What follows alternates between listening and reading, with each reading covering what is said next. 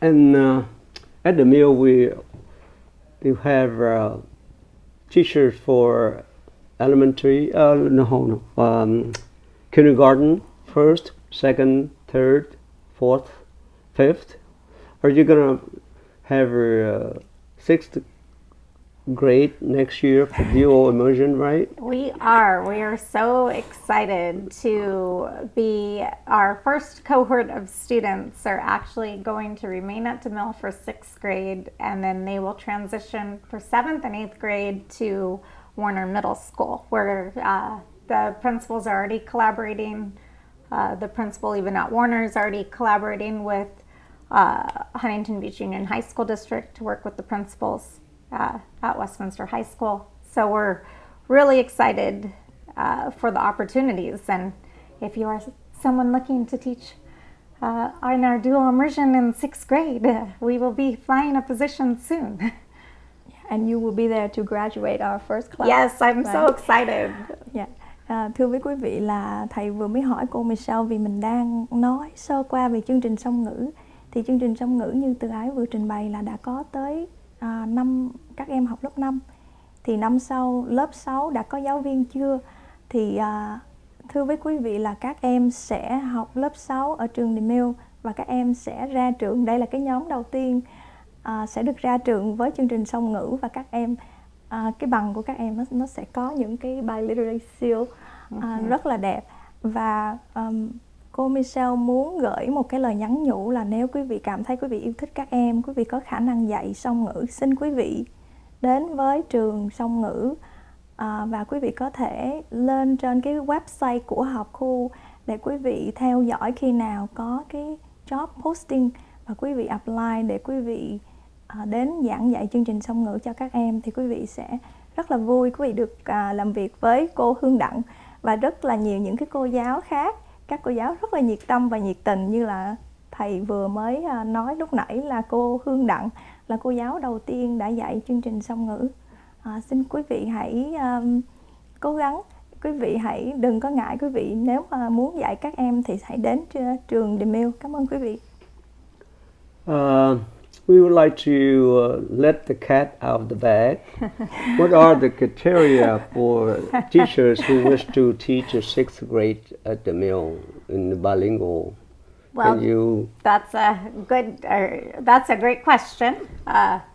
6th grade alone is a hard grade level to teach because the content is definitely heavy in academics. So for one, you not only will be teaching high-level academics, you also would need your B-CLAD certificate to where you're able to teach in Vietnamese to our students. Because the program is 50-50, that's a huge requirement. You will have to demonstrate that you can read, write, listen, and speak in Vietnamese. Because if we're teaching our students, and this is our group that went through from kindergarten and are going to be our first group graduating next year, we want to make sure that we train them well, and we have some great education and professional development that has been provided by you actually for our wonderful teachers. Hy vọng là cái câu hỏi này của thầy đã không có làm cho quý vị sợ là không dám đến. Và thầy có hỏi là những cái tiêu chuẩn để mà giảng dạy cái lớp 6 trường song ngữ nó sẽ như thế nào. Thì cô Michelle vừa mới nói là các cái cô giáo, thầy giáo của chương trình song ngữ thì phải có cái B-Class Certified, tất nhiên là phải đọc nói viết rành rẽ, tiếng Việt. Dĩ nhiên là phải có tiếng Anh rồi vì đó là nằm trong cái phần sư phạm của mình. Nhưng mà quý vị cần phải có khả năng giảng dạy, tại vì lớp 6 là một cái lớp khá là khó về bên tiếng Anh rồi, chứ đừng nói chi là khó về bên tiếng Việt. Nhưng mà bên cạnh đó thì đã có giáo sư Trần Ngọc Dũng đây, và thầy sẽ luôn luôn ở bên cạnh để mà có những cái buổi tu nghiệp sư phạm. Thành ra nếu như mà mình có khả năng và mình yêu nghề, yêu tiếng Việt thì chắc chắn là mình sẽ làm được. Cảm ơn thầy. As far as I know that the minimum qualification for a teacher is that she or he should have a BA degree. Yes. he should have a multi-subject credential. Yes, that is correct. And then he or she should have a kind of bilingual authorization or some kind of thing from CSET, California. That is right? correct. So Absolutely. they had to have 3 of those They in order do. to be qualified. Is that right? Absolutely. So believe it or not, teachers go through, and especially our dual immersion teachers, they go through tremendous amounts of education to be able to teach your students in our program.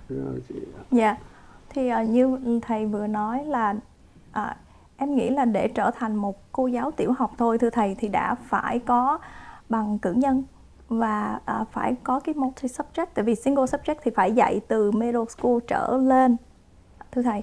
Và cái chương trình song ngữ thì ngoài cái bilingual certificate thì mình phải có thêm cái CSET là phần 3, phần 4 và phần 5 của cái CSET.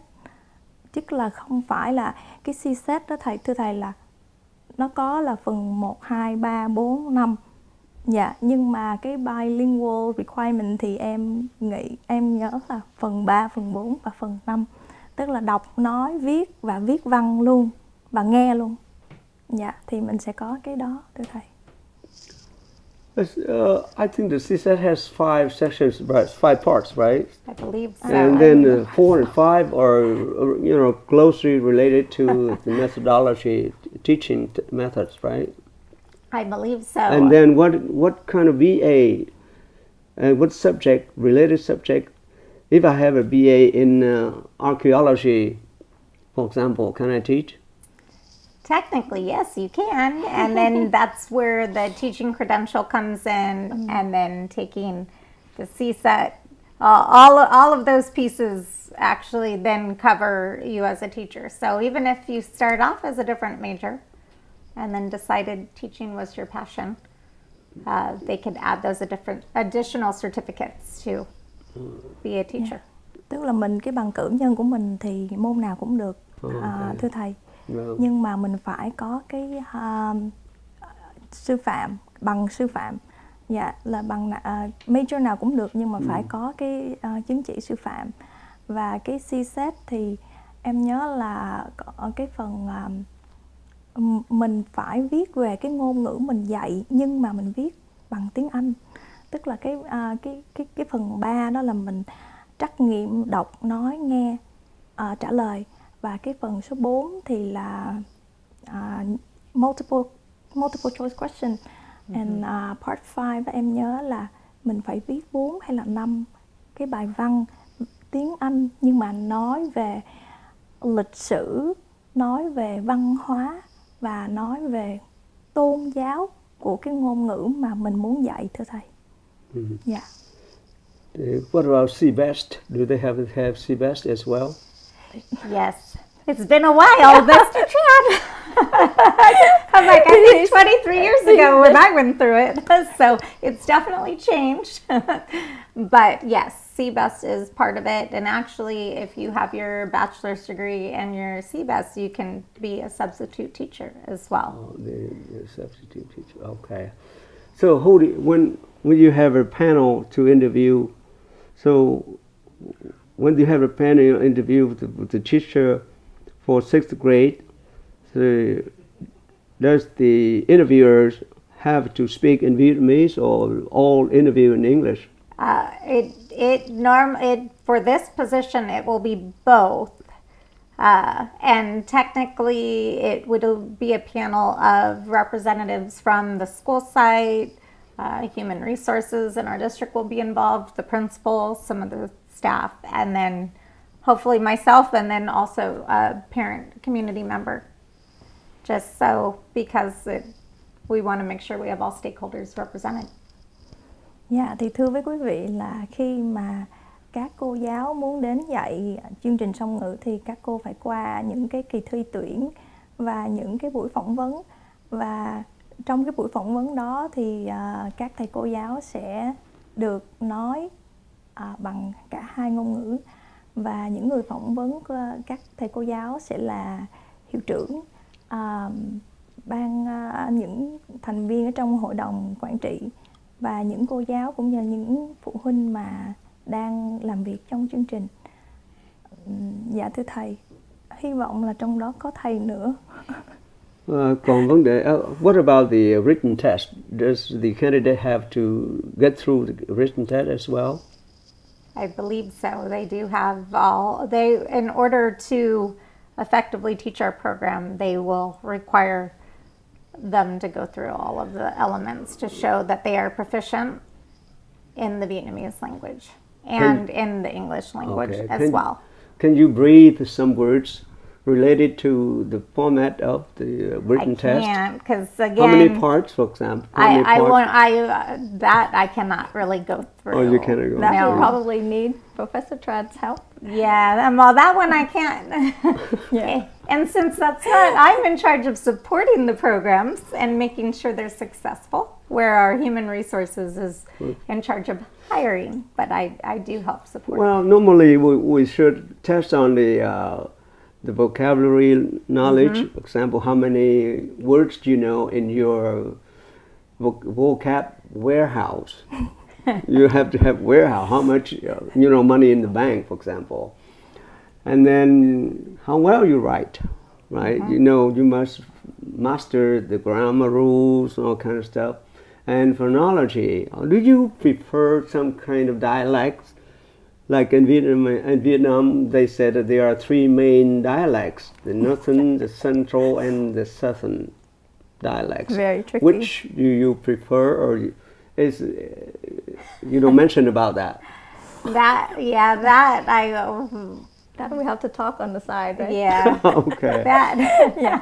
Thầy hỏi những câu hỏi quá là hóc búa là because để mà dạy chương trình song ngữ thì nó quá là hóc búa như vậy thì như vậy thì thầy phải dạy luôn lớp 6 đi, chứ mà nghe nó khó khăn quá như vậy thì ai mà dám tới để mà dạy lớp 6 nữa thưa thầy. Thầy phải đưa ra là phải biết một số từ vựng khá là nhiều, rồi phải am hiểu những cái vấn đề về chính tả và văn phạm. Ngoài ra là còn phải biết viết rất là rành nữa. Và thầy còn hỏi là trong cái 3 miền thì muốn chọn là nói giọng của cái miền nào nữa. Thầy rất because in Vietnam, they say that Hanoians dialect will be the standard, the so-called standard. But I don't think that English, you speak English in America, you don't like it. Washington, D.C. dialect is a standard, do you? That's a good one. That's a good one. That's why I bring this kind of stuff in order to, to defeat all kinds of opinion that says that you have to speak this kind of dialect, which is a standard. We don't go to England to speak PR, pronunciation registered, or the Queen's language. Mm-hmm. Oh, okay. So I think that's time out. Xin cảm ơn quý vị đã dành thời giờ theo dõi chương trình của chúng tôi. Chúng tôi đã hết giờ rồi và kính mong quý vị tha thứ nếu có những gì sai phạm, và rất mong quý vị ủng hộ chương trình của chúng tôi, và chúng tôi hân hạnh phục vụ quý vị. Mong quý vị tiếp tục ủng hộ. Kính chúc quý vị vui khỏe. So we have to say goodbye to the audience. And thank you for having me on here today. Xin cảm ơn quý vị rất là nhiều. Hy vọng trong một vài giây phút vừa qua thì quý vị đã có những cái kiến thức rất là bổ ích để giúp quý vị chọn lựa những cái chương trình học cho con cái của quý vị, và chúc cho những điều tốt lành nhất sẽ đến với quý vị và gia đình quý vị. Xin cảm ơn. Tiếng Việt, tiếng của tổ tiên, con hồng cháu lạc mọi miền chớ quên. Việt Nam hai tiếng thiêng liêng, đời đời con cháu dòng tiên